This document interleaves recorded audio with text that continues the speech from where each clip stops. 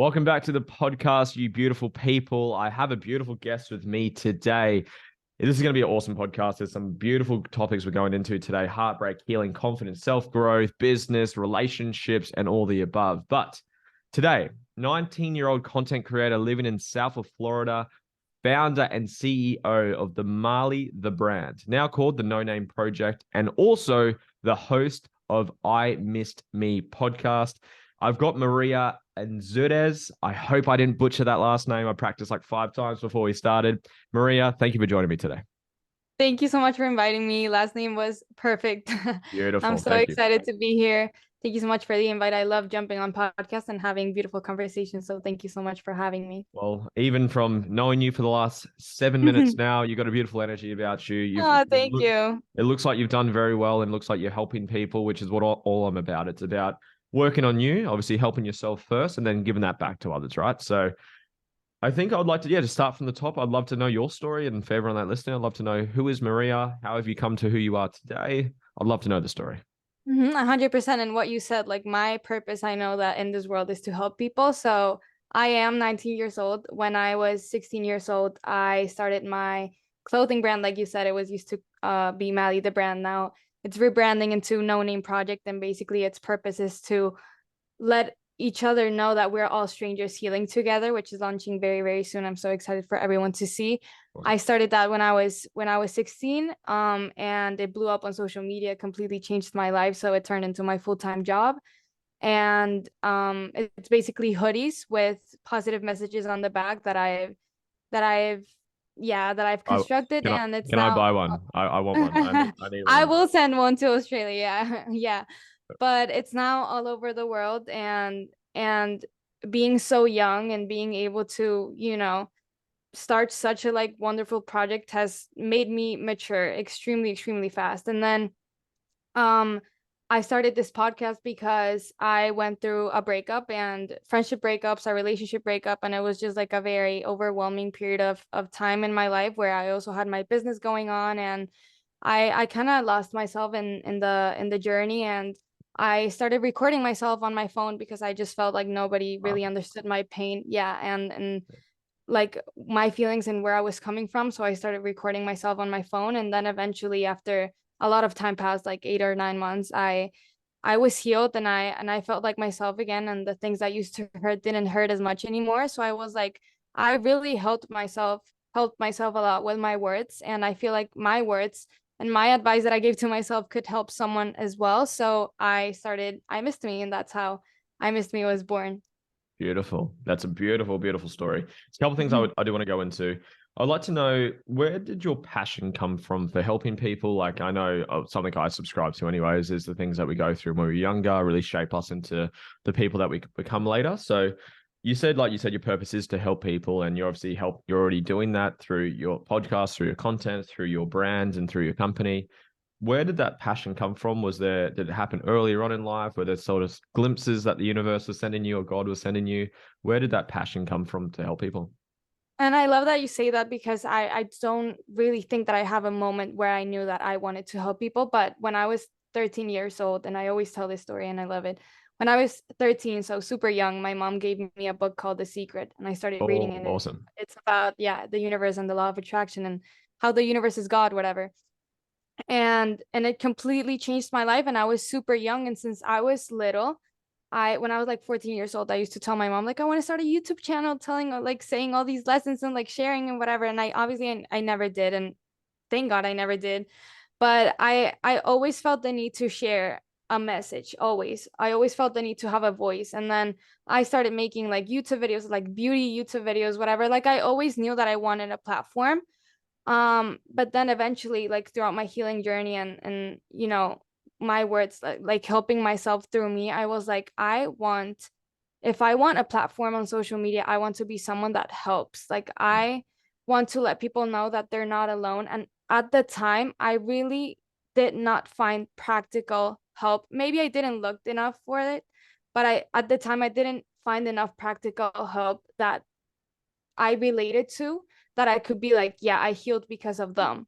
So I was like, I have to be that person, or at least from a point of view of someone that's like completely like you and superhuman and like attaches to people and is codependent and like hurts and feels like I want to help you because like I helped myself, so maybe I can help you as well. And that's kind of how I started, just like understanding that just like I had attachment issues or like codependency issues and was heartbroken, there's so many people out there that are trying to relate to someone that's going through the same things and Mm. maybe, you know, heal as well. Mm. Can you take us through, if you're okay, sharing and going here, what was the healing journey like? Like, what was it actually like? Because I find I love what you said. There was no kind of practical ways to do it. And it's like you'll hear like a motivational video that life's happening for you, not to you. It's Right. like, well, I've just been fucking cheated on. I've had been through shit, my partner's whatever, I'm abandoned, and you've got this stuff, and everyone's working through their stuff, and so am I. But I'd like to know, I guess, your journey. Like, what actually steps, like you said, you went through a breakup and you healed through that. Are you Mhm. comfortable, I guess, sharing what that was like? And we can even extract some things that you did that someone listening right now who's going through a breakup, or maybe I do want to go into confidence afterwards as well, but we'll Mhm. start with healing. So yeah, if you could take us through the journey, what it was like from the moment it happened to, like, I guess, I don't, my belief is we're never fully healed in life. Like, we're always healing, growing spiritually. I love the quote that we're not human beings having a spiritual experience, we're spiritual beings Mhm. having a human 100%. experience. So I believe we're always healing, but there's obviously some substantial pieces of that healing journey, right? So I'd like to know your healing journey. How was that? Take us through it, and let's find some lessons for people. 100%. And I love that you say that we're always healing, because I always say that healing is connected with growth Mm, and we never stop growing. Therefore, we never stop healing. And healing doesn't mean that it doesn't hurt anymore. Healing just means that you're able to see it from a different perspective and be mm, like, it did hurt, but I understand the reason behind it. And my healing journey starts when the sadness was so heavy to carry that I was like, I have to change. And first of all, I love, yeah, that you say the practical help, because that's what I needed at the mm, moment, and couldn't find it. And that's why I feel like it took me so long to heal. But I get broken up with and it was super painful. First of all, it was my first relationship, first breakup like that. It hurts. But like breakups are painful. But we have to realize that it's not because of the person and it's not because of the breakup. It's because of issues that you have from before and that you thought that that person was going to be able to fix. And when they leave, it's like, okay, so now who's going to fix my issues? And it's like that person was not there to fix your issues. You have to figure them out by yourself. And I understood that I was a very codependent person. And I understood that I relied on people for love and I relied on people for happiness, and I didn't know myself at all. So I feel like practical advice would be understand your pain. Like it is painful. It is painful because you just lost your best friend, a person, whatever, but understand why is it painful? Is it painful because you were codependent? Is it painful because that person is the person that made you feel loved, and because he's not there anymore, then you're not loved anymore? And then I understood that the reason why it hurts so much is because that was my definition of love. And when that person left, I was like, then I'm not loved anymore. And then I kind of forgot that love comes in so many ways, and it comes from your family, from the things that you love, from your teachers, from your coaches, from like people around you, and you love as well. mm, And in that moment, I like kind of forgot everything that I loved and who loved me, and kind of just relied it on one person only. And then I felt super unlovable. mm. So, I mean, realize that love comes in many ways and it comes in many forms, and our relationship is not the definition of love. Our relationship is only a spiritual lesson in a physical form. I I feel like it love that. yeah. Love it. um People are mirrors and they're reflections of things that you have to work on.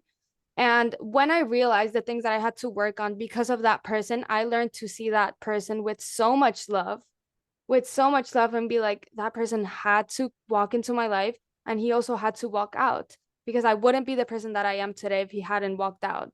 But Mm, he also had to walk in, because I grew so much and I learned so much about myself that I would have never if he didn't walk into my life. So now I'm just able to see him with gratitude, to see him with love, and to be like, I would go through all that pain again. And that's kind of the way to see breakups in a different perspective, and not be like, I lost a person, I'm unlovable, like I'm never gonna find someone that loves me like that again. learn how to see your pain in a different way and learn how to see the lesson in everything. Mhm. You have so many aligned beliefs with me. The way that your choice of words, people and mirrors, being able to see things with gratitude and love. Belief that I've gotten from my journey is everything outside of love and gratitude is lopsided. So if you're seeing something as pain that's hurt you, you haven't seen the growth, you haven't seen the lessons, you haven't seen all of that. I'd like to ask where, obviously you mentioned you read The Secret when you were very young, and that's so cool that you got that so young. Was that mum? Mum got that into Mom, you? yeah. I love your mum, whoever she is. I Well love done. my mom. What was your influence from a spiritual self-development, self-growth journey? Like having something at 13 is so cool, but I'm assuming mum and dad were into it at some level. Were there some key books or some key lessons or some key journeys you went down? Because your beliefs are fucking awesome. Like for someone at your age to have those beliefs, I want to go into mirrors. Like you mentioned people in mirrors, and I totally agree with that. My perception of you is a projection of me. So you're seeing bits of you haven't worked through. So I want to dig into that a little bit. But before we do, where's your like, I guess, beliefs and influence for your psychology, your spiritual beliefs? Where's that come from? Well, I have to give all the credit to my parents. I am just extremely grateful that I wasn't raised in a religious family. Not that it's wrong at all. Anything that brings you peace is right. I like But I'm just grateful that I wasn't raised in a religious family and wasn't pressured into believing in anything. So I kind of discovered it myself and grew that's up beautiful. seeing my dad study Kabbalah, What's that, which is sorry? like Kabbalah. What is that? Um, it's Kabbalah, which is, I don't know, I'm not sure if it's a religion, but it's Yeah, basically the belief that everything happens for a reason, super spiritual. I cool. saw him find peace in that. And then I saw my mom find peace in psychology and in how all of our issues and uh I forgot the word, all of our issues and like our sicknesses Yep. come from traumas and from Mhm. like emotional issues that we haven't dealt with, and they reflect on the body. And like my parents are both super spiritual and interested in everything, and so that kind of got me interested in everything. And so I read The Secret. I listened to The Power of Now. Yeah, um very much. just everything. Like I learned about my mom and I learned about my dad, and like seeing them be so interested in spirituality made me interested in spirituality. And I have so many open conversations with them about time and the universe and That's what so God cool. is, what God is not. So I mean, I'm just super grateful that I have parents that are spiritual, and I that kind of has made me super connected to the universe as well. And then obviously there's information that we all come with, that we, if we Mhm. decide to connect and to meditate and to come back to ourselves, the information's there. We all have it. And that's something that I've kind of learned with time, is that we're all spiritual beings and we all have that information. We're all consciousness. We all know this. Mm. Just some more people are more connected than others. This is awesome. I love this. I obviously didn't know you personally until we jumped on this, and I knew this would be a great podcast, anyways. But this is really cool. This is really cool stuff. I would like to know your top three spirit. Not there's an order or there's a hierarchy of them, but just what are some maybe three of your spiritual beliefs that really serve you from a healing perspective, from a balance perspective, from a growth perspective? What are some of your top spiritual beliefs? That God is energy. Mm, The definition of God is that it cannot be created or destroyed, yeah. and energy cannot be created or destroyed. Therefore, God is energy, and we're all energy. Therefore, we are all a little bit of piece of God, We're all and connected. that means that we're all connected. So that also means that we're energy, and that karma that people might believe in or not is real, because we are the energy that that we attract, and we're vibrating in a certain frequency. And that's the things that we receive, the things that are aligned with that same vibration and frequency. I Yeah. feel like that's number one, connected with number two. Yeah, that we attract things not based on what we want, but based on who we are. Oh, If perfect. if I want a big house or a big car, but in my mind I'm poor and I'm never gonna be able to afford it, I'm never gonna be able to receive it. Hmm. Even if I'm working towards those things. If in my mind I'm poor and if in my mind I'm never gonna receive those things, I'm never gonna receive them. So we attract who we are, not what we want. And third one is, I guess, everything is always happening for you, not to you. Everything, absolutely everything. And life is just, we're spiritual beings in a physical form here. And we choose our lessons before coming here to earth. Hmm. Whatever we're not able to learn on this life, we're gonna learn on another. And so we have to be very, very awake to people, to situations, to relationships, to things, because everything is trying to teach us something and Hmm. is trying to make our spiritual being Hmm. grow. Um, and yeah, I love talking about this because on my podcast I don't like talking about religion or spirituality or anything because I know that it is a very sensitive topic, but I Please. am such a spiritual person that I love sharing this. This is beautiful. We've got time. We'll get into the other topics, but I want to keep going with this. This is really cool. You mentioned downloads. Before I do that, do you subscribe to Joe Dispenza? Is he an influence for you? I love Joe. I love Joe, and I actually my dad organizes events. He has No way. the biggest marketing platform in Latin America, and he brings all types of people. In September, I got the chance to meet Tony Robbins. Wow. Amazing, How cool. yeah, amazing person. I got to meet Robin Sharma Yeah. uh Amazing. 2 months ago. CEO and founder of Mind Valley. I forgot his name. I have them in the back of my mind. I'll remember. But just so many amazing people that my dad has had the opportunity to connect with and that I have had the chance to have a conversation with. Hopefully we get to bring Joe Dispenza to one of our events too, but I love him. I love that. I've read Becoming Supernatural a couple of years ago, and I'm currently redoing it right now. So I'm really in the meditation, manifestation, Hmm. quantum field. We attract. We don't see the things they are. We see them the way we are. We are. You attract the vibration that you are. So everything you're saying is really fresh for me right now, which is really cool. Hmm. Can we go into downloads? Can you explain to the people listening what does that mean? So when they say, "Oh, what do you mean you're downloading shit? What are you doing?" So you're tapping into source, you're tapping into whatever the divine source. I have the same similar beliefs to you that like God or religion, and you can say whatever you want on this podcast, by the way. But I don't subscribe that God is like a man with a beard or long hair. Like I believe God is source, universe. We come from source, we return to source. There's a piece of source in each of us. There was a really cool video I posted the other day. It was this guy gave an analogy of what I guess soul and spirit is. And there's like universal consciousness, and that's the ocean. And then you take a cup and you scoop a cup out. That's a soul. People think that they are the cup. They think that they That's are, amazing. and someone put like some dye in there, some color in there. They think they're the dye. They think they're the color. Where you are actually not even the soul. You're actually from the ocean. You're the source. You're actually part of everything. And I thought that was such a really cool analogy That's for amazing. this. I would love to hear your views or what's a download? What does that mean? How does someone do it? I'm assuming meditation is going to show up in this answer somewhere. Can you go down that rabbit hole for us? Download?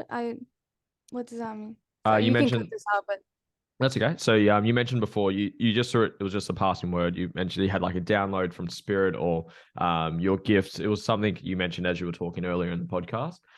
You just mentioned the word download, and I was assuming that was coming from like a connecting to source. You've had like a meditation. You've had like a breakthrough. You've got a gift, like you said. Everyone's born with their own sort of Mhm. gift, but then you download other ones, stuff like that. Did I Yeah, mishear you, or did I? Is that right? probably, but I know exactly what you're talking about. Since I was little, I've been experiencing like this very, very weird experience. Like I really don't know how to explain it, but it's basically like I connect with my soul and then jump Mm. out of my body. It's the craziest thing ever. It's the Tell me craziest thing about ever. it. And I never understood what it was, but I basically kind of like remembered or realize that I'm consciousness, and I never understood what was happening to me until like a month ago that I started listening to The Power of Now in audiobook. And I was like kind of just walking my dog, and I like kind of put like audiobooks on the back, and he started talking about consciousness, and I was like, this is exactly what happens to me.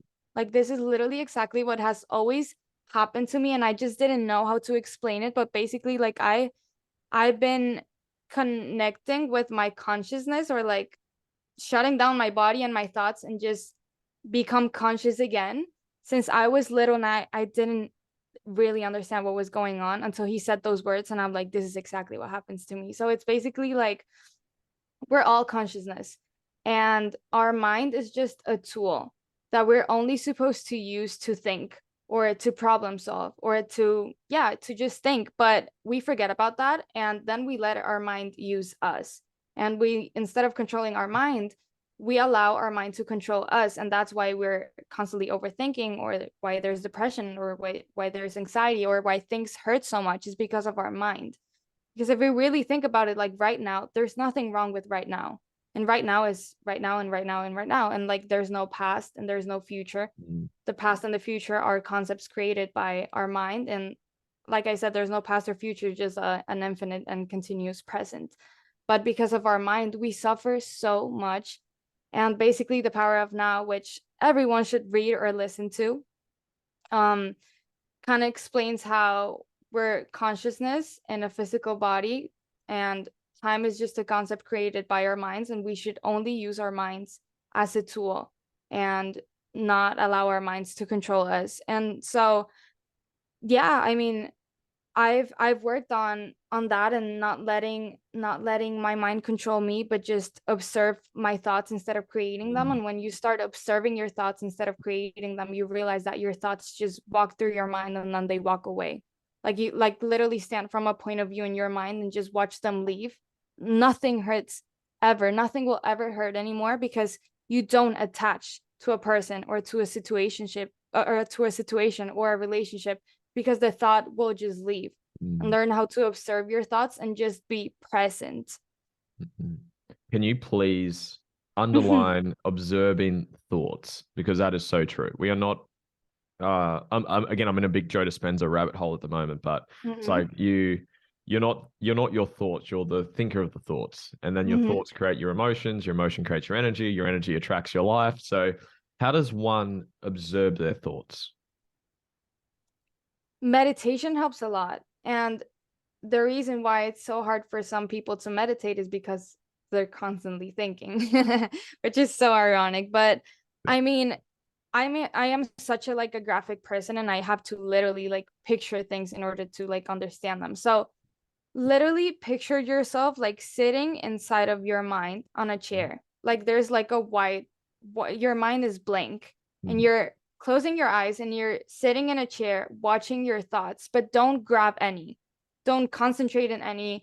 And you might be thinking about a person constantly, or a job, or worried about a certain type of thing, or person, or a situation.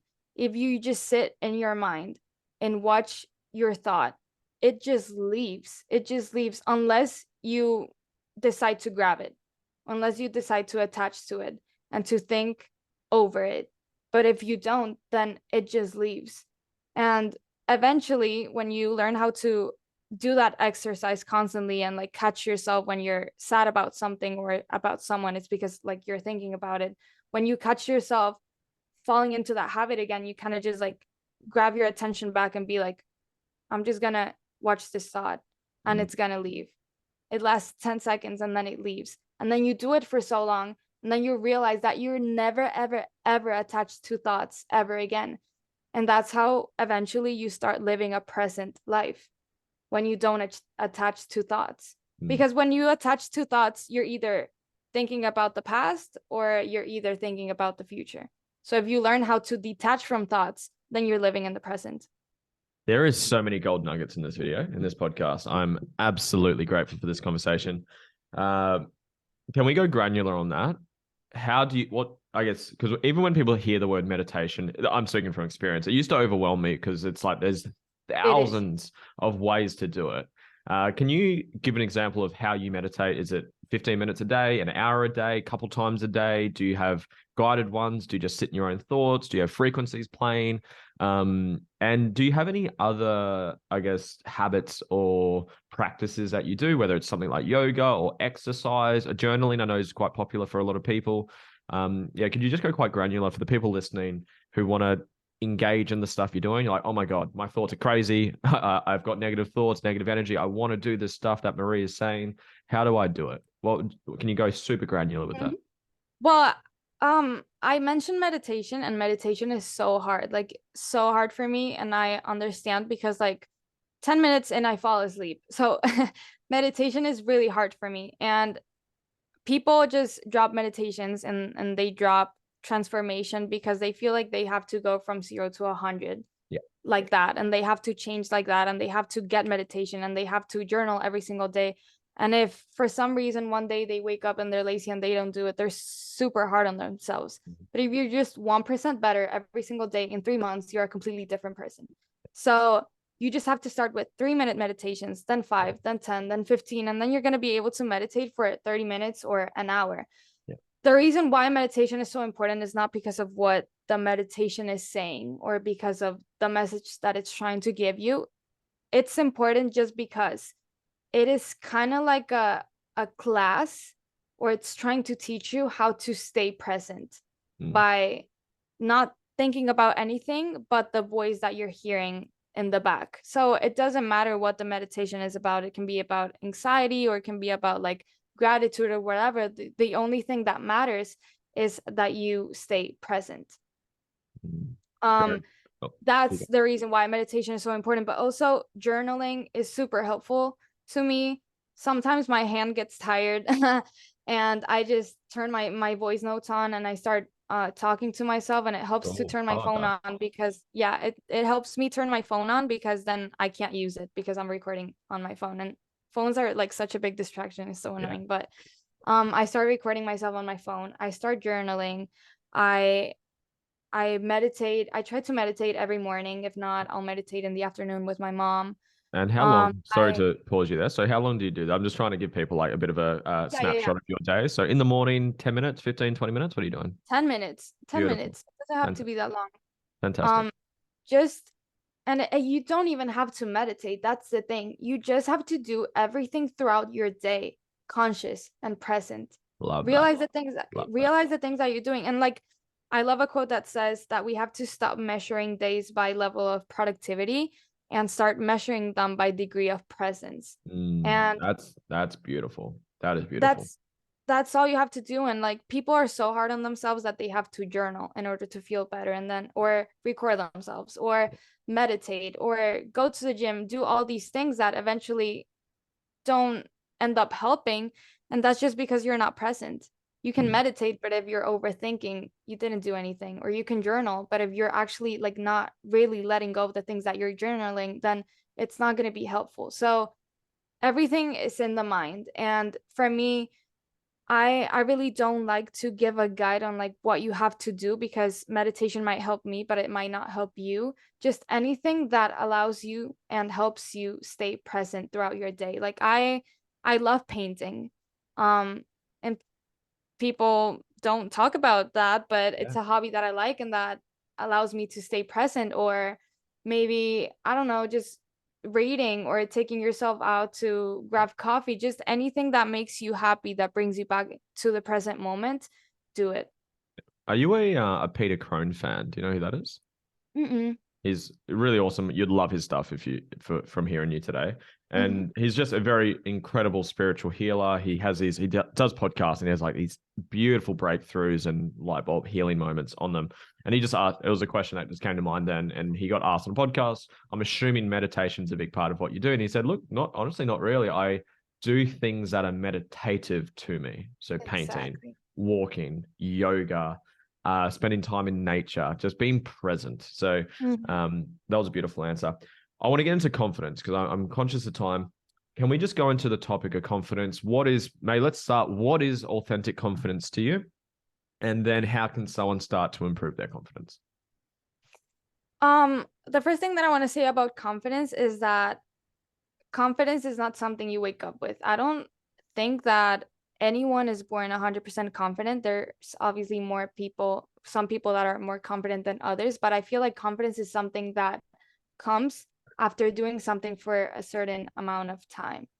Obviously, I used to play tennis, but I wasn't confident the first time I stepped on court.